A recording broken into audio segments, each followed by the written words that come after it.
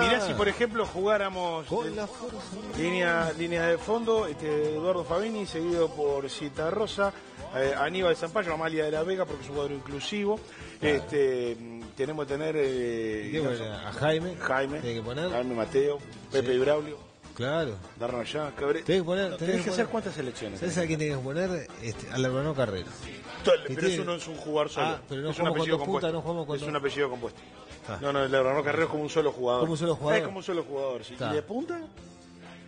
Es complicado, ¿eh? Y yo por me lo imagino un veloz puntero al Pitufo. Sí, estoy seguro. Es más, el Pitufo fue un veloz puntero, pero esto este libro que tengo aquí no versa sobre jugadores de fútbol que han sido músicos o viceversa, ni sobre músicos que eventualmente nos podrían representar muy bien y lo hacen, sino que es un compendio de canciones vinculadas a la pelotita en nuestro país, es decir, de la inspiración que ha generado en nuestros artistas el fútbol. Es que van de la mano, va de la música popular, de distintos géneros, va de la mano con el fútbol, se ha inspirado en el fútbol. Totalmente. Bueno, Mateo Mañón es el autor de Uruguayos Cantores, editado por B Ediciones y que ha tenido una estupenda repercusión, que es interesantísimo, muy divertido y que además te permite aprender sobre un montón de historias, como la que, por ejemplo, inspira, parafraseando, el título del libro. Mateo, bienvenido. ¿Cómo estás? Gracias, estimados, por la invitación. ¿De dónde? Me gustó el cuadro que armaste. Bien,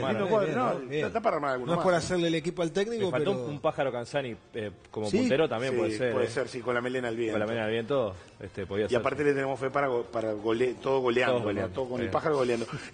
Digamos, ¿dónde arranca esta investigación, Mateo? Y arranca, yo vengo vinculando el fútbol y la música hace un par de años, en algunos medios, en radio y en medios escritos. Radio Uruguay, ¿verdad? En Radio Uruguay, antes en El Espectador en 3-0, en el 2014 y 2015 también.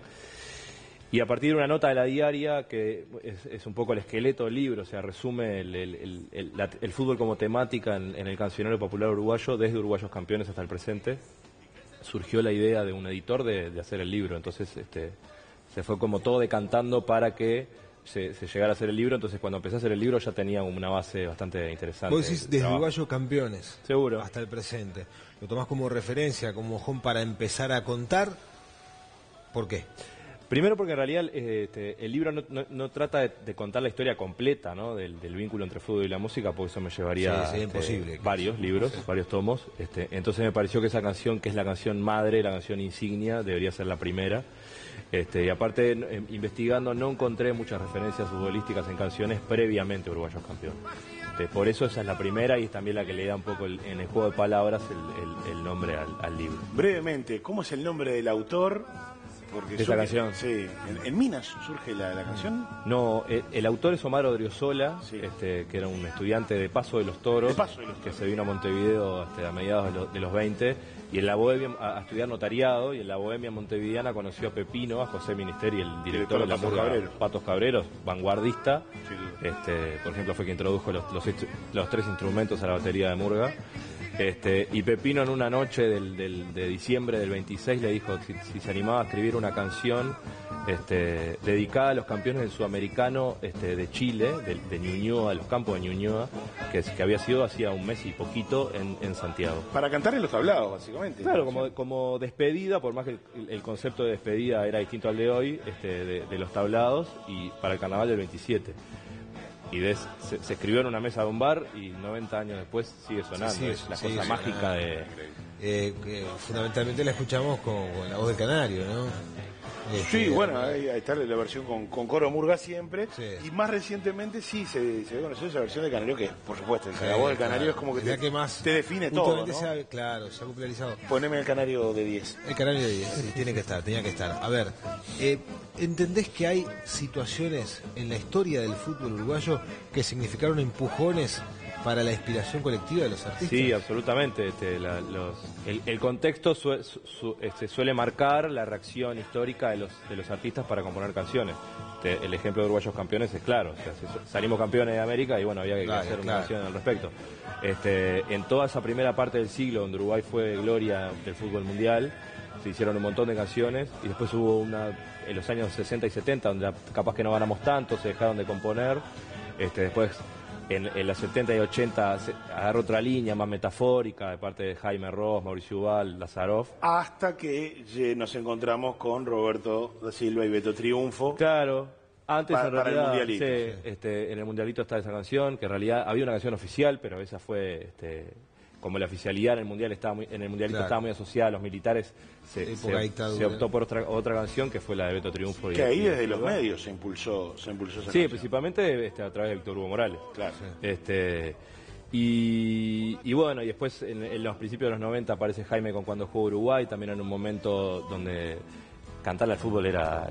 Sí, porque veníamos, en los claro, 90 veníamos complicados. Vamos a empezar a hacer un repaso cronológico y que empecemos con Cuando Juega Uruguay. Año 1992, en una época... Ahora, antes teníamos Uruguay Te Queremos Ver Campeón, sí, que recién lo mencionaste como una etapa también complicada, pero una canción que adoptó la gente. Claro, que tiene un valor muy importante. No sé si la podemos escuchar, a ver si está disponible. Yo pensé que estaba sonando, pero capaz que estaba sonando Uruguayos Campeones. Yo creí que estaba sonando Uruguayos Campeones. Vamos a... Uruguay Te Queremos Ver Campeón. Uruguay Te Queremos. Uruguay. Vamos a alentar con fe. Vamos a alentar con fe, no me salía el verbo. Pero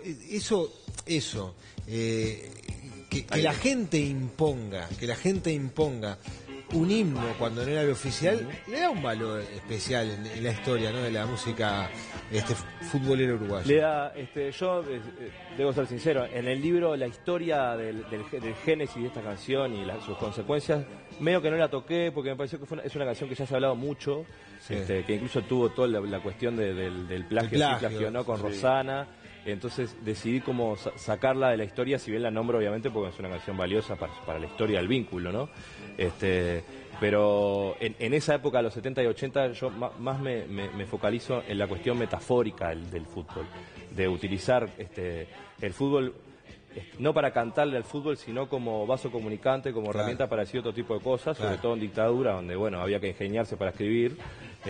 Muchos músicos populares, como Jaime, como Ubal, como Lazaroff, buscaron como otros caminos. Ellos fueron siempre muy futboleros. El vínculo del Choncho con Danubio es histórico, Jaime con Defensor también. Y entonces ellos utilizaron el lenguaje futbolero para decir otras cosas. Claro. Esa es una etapa, entonces es distinta a la etapa del principio donde se le cantaba directamente a la selección, ¿no? Ahí el eje eran las canciones, después el eje fueron los artistas. La metáfora futbolera sirvió para decir algunas cosas que no se podían. Exactamente. Pero tenemos una selección de canciones como para charlar contigo, y vuelvo a Cuando Juega Uruguay, que precisamente en el año 92 cantarle a Uruguay era como un mal negocio, ¿no? Estaba bravo inspirarte. ¿Qué pudiste rastrear sobre Cómo Juega Uruguay de Jaime Ross? Me apareció Julio Varela en el clip. Claro, y un montón de botijas. Sí, en el estadio. Sí, chiquilines del Club Maestro. Sí, exacto. Que fueron para ese videoclip en el estadio, con la falta y resto en las tribunas. Es una canción que le solicitó la AUF a Jaime. Jaime, conociendo que Raúl Castro, que siempre fue su amigo y compusieron juntos muchas canciones, le solicitó acompañarlo con el texto. Y sí, en un momento del año 92, donde estaba la cuestión con Cubilla, los repatriados, un lío institucional enorme, no le ganábamos a nadie. Y sin embargo Jaime y Raúl Castro, pudiendo decir no me meto en este baile, hicieron la canción, los mataron por haberla hecho, mucha gente le dijo. Mucha gente le cayó, pero a la luz de los años, bueno, hasta el día de hoy, Cristian, es inexplicable. Hasta el día de hoy la critican. Sí, le trataban de que canción necrológica, sí, ¿no? mufa. No sé qué. Y el tiempo le dio la razón al muchacho, ¿no? Sigue sonando hoy en día, yo creo que es de las mejores. Es de las mejores, sin duda. Sobre todo con ese arranque que ya te deja colocado. Claro. Y lo que dice además. Y lo que dice, sí, es una canción que no habla de un momento aparte, ¿no? Porque no es que habla del momento que estaba pasando la selección en esos años, sino que es una canción histórica. Toma la figura de Julio Varela para el videoclip. Deja varios latiguillos, ¿no? La menciona los botines del 50, el rock and roll y el bandoneón, y con el ritmo de la teja, con la fuerza de la unión. Y habla de boliche, claro, o sea, todas cosas que de alguna manera todos los que la escuchamos identificamos como propio algún momento de esa canción. Y está muy interesante porque vos decías, no habla de este momento, seguro, de ese momento, pero sí, refiere a la gloria del pasado y con la imagen de los botijas se proyecta el futuro. Para mí esta sensación. Bueno, y en cuanto a momentos que también han inspirado a compositores, tenemos que hablar de Cielo de un solo color, de No te va a gustar, que es una canción de esas que también, a pesar de que No te va a gustar es una banda de llegada masiva, la gente la apropió y hasta, de última, hasta la propia selección. Claro, porque en realidad la canción, primero tiene creo que un valor en sí mismo, guste o no la canción, que es del 2004, ¿no? Uruguay todavía en 2004, primero que estaba en un momento social críticos, recomponiéndose de repente, y futbolísticamente no estaba en un gran momento. Habíamos salido del Mundial, con un Mundial particular también, por más que casi clasificamos a octavos con el gol de Chen en la hora, pero no. Cabezazo que no fue. Claro, entonces la canción en realidad no es una canción dedicada a la selección, porque no habla de fútbol, es una canción que habla al país. Claro. Lo que pasa es que con el tiempo, claro, se fue como corriendo un poquito y sí es cierto, los jugadores en Sudáfrica, por ejemplo, la tomaron como propia. Iban a los partidos escuchando en el ómnibus esta canción y era como un amuleto. Claro. Y es más, luego a la vuelta de Sudáfrica, en algún concierto de la Fundación Celeste, cuando empezaba a gestarse, invitaron a No te va a gustar a que tocara la canción. Esa frase, por ejemplo, hay algo que sigue vivo, es tremendo. Claro, entonces ahí hubo una cuestión como de empatía entre los futbolistas y la música, que creo que no se daba desde principios del siglo, cuando los jugadores inventaron Vayan pegando los chautas, a principios de época. Claro. Que ahí sí había una cuestión de, bueno, desde el vestuario nace la música, y en este caso, si bien no nació desde el vestuario futbolístico, los jugadores la fueron tomando. La adoptaron. Bueno, sí, Sudáfrica seguramente inspiró a Pitufo para Descolgando el Cielo, claro. ¿No? Que hace referencia puntual a hechos específicos, ¿no? Sí, después si bien Pitufo quería hacer una canción dedicada a Uruguay hacía mucho tiempo, aprovechó también el momento de Sudáfrica para decir, bueno, es ahora. Aparte justo la hizo entre Sudáfrica y la Copa América del 2011. No, claro. Perfecto. Y sonó mucho durante la Copa, entonces fue como, estaba perfecto el gol de Pitufo. Es una canción también que no solamente habla de fútbol, entonces porque tiene cuestiones que tienen que ver con el ciclismo, sí, de básquet. De básquetbol, va como más a la uruguayés o a los celestes de lo deportivo en general. Y bueno, me parece que está bueno, aparte que Pitufo, que siempre participó de muchas canciones, están en el libro, pero como de otros artistas, ¿no? Como claro, músicos. Sí, por ejemplo, cuando fue a Uruguay, integrante de Fatiresto. Y bueno, entonces también como fue como, bueno, ahora me toca a mí, hago la mía y le salió. Ahí no sé si como integrante de Fatiresto o como músico de la banda de Jaime, por la época. Sí. Hablemos también de una canción que está vinculada a Uruguay, pero en realidad está vinculada a Uruguay desde la organización de un campeonato. Sí, pero es una canción tuneada. ¿Tuneada? Claro, porque vos estás hablando de la canción de la Copa América del 95. Sí, señor. Que en realidad es rock and rolleando. Claro. Y después se transforma en Todos Goleando. Sí, es cierto. Pero bueno, quedó asociada también a un triunfo. Claro. Al que quiere sumarse al tren de la cábala, hoy que venimos hablando de trenes. Sí, aparte de esa tiene una historia muy particular. Bueno, en realidad nace con Macunaíma, con Atilio Pérez de Acuna, el poeta, publicista, que estaba en un congreso en París en el año 94. Veo unos afiches de Pájaro Canzani, que hacía muchísimos años que estaba viviendo en París, que iba a tocar y dice, voy a hablar con Pájaro Canzani y le iba a proponer hacer una canción y la voy a llevar para la AUFA a ver si la aceptan. Y a partir de ahí se fue surgiendo todo, es cierto, era rock and rolleando, porque el disco era rock latino y la canción se llamaba rock and rolleando, y mientras lo llamaban por teléfono ya el pájaro iba tirando rock and rolleando, todo goleando, se acomodaba perfecto y le fue cambiando la letra. Pero después tenía que tener el aval oficial de la Federación Uruguaya de Fútbol, tenía a don Eugenio Figueiredo encabezando, y Figueiredo había tenido una historia bastante añeja con Macunaíma, de la juventud de Macunaíma, no muy bueno el vínculo, entonces ahí ya había como una distancia importante. ¿Y cómo logra el pájaro entonces meterse en ese partido? Y a Figueiredo mucho no le gustaba que el pájaro también participara, porque tenía como una imagen media del pájaro, este es un peludo que hace música y no quiero que se meta en esta, ¿viste? En ese plan. Yo que era la era del jugador peludo también. Intercede la embajada de Francia en Uruguay para decirle a Figueiredo, yo quiero que casi un escándalo diplomático. Asunto de casi Estado. Está contado un escándalo diplomático. Menos mal que accedió. Figueiredo le dice al embajador, no, pero a mí me encanta la canción, nunca había escuchado la canción. Y el pájaro lo sigo siempre, le dijo. Claro. Y terminó siendo la canción. Y no me olvido de Alvarito Gutiérrez tocando la viola. Claro, hablando de un jugador. Te pido comentarios sobre dos canciones que son dos grandes canciones, además, devenidos clásicos de la música popular, con la vinculación del músico con el equipo de sus amores. Sí. Estamos hablando de Cometa de la Farola, de Jaime Ross, del año 1976, y de Pelota al Medio, del Chancho que Lázaro. Se cumplen 40 años de la Cometa de la Farola de este año, sí. Claro, Jaime vivía en París también, ya que estábamos hablando de París, y el padre, Jaime no tenía ni idea cómo era el campeonato uruguayo, y el padre le manda un diario, un recorte de un diario que titulado Defensor Campeón Uruguayo. Jaime flasheó, la primera vez en la historia profesional del Uruguay que un cuadro, que el Nacional o Peñarol no ganaba un campeonato. Y eso le dio la inspiración para hacer esta canción, que terminó siendo aparte la primera canción de la discografía de Jaime, ¿no? Sí, es el tema 1 del disco 1. Tiene un valor como en sí mismo, es la primera murga canción que hizo Jaime, y en esa línea distinta de murga canción, porque ya venían los olimareños y el sabalero era una cuestión como más de murga campera, pero Jaime lo popea la murga.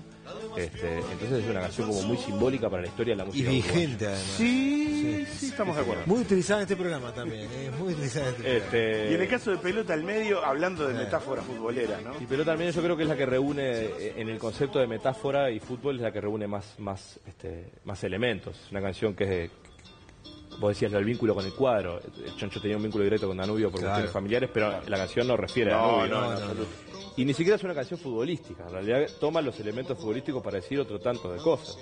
Estamos hablando del año 88, con el país saliendo recién del proceso dictatorial, levantándose, intentando levantarse, por eso el vamos arriba muchachos, como fue para el segundo tiempo.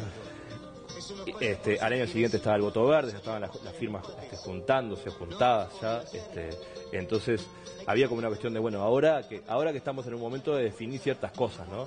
Y también es una canción como para dentro de la izquierda y para dentro del movimiento de la música popular uruguaya, que en dictadura había tenido claro cuál era el objetivo, era voltear la dictadura desde lo creativo, y después de la dictadura es como, bueno, ¿y ahora qué hacemos con esto, no? Claro. Entonces, el Choncho, con su enorme ingenio y una creatividad increíble, le compone esa canción y bueno, después fue reversionada por Jaime el año siguiente y continúa sonando hasta hoy. Yo creo que es de mis preferidas. Es una canción maravillosa. De hecho, se acaba de reeditar parte de la discografía de Jaime y está el disco en vivo esta noche grabado en La Barraca, que abre con Pelota al Medio. Con la interpretación de Pinocho Ruto. No, sublime, superior. Son muchos los que le cantan también específicamente a jugadores. También. Hay un tema Pepe Sacía, con letras trásulas. Exactamente, que es muy bueno. Hay jugadores específicamente que han inspirado algunas canciones. O sea, la verdad te felicitamos por el trabajo, una investigación extraordinaria. A mí me apasiona. Como junta el tema de la música popular y el fútbol es extraordinario. Uruguayos Cantores, señores, está en librería, vayan a buscar el suyo, disfrútenlo, se van a llevar un montón de conocimiento, aprendizaje y ganas de escuchar y volver a escuchar unos cuantos clásicos de la música uruguaya vinculados al deporte que mayores pasiones despierta. Mateo Mañone, muchísimas gracias por a ustedes.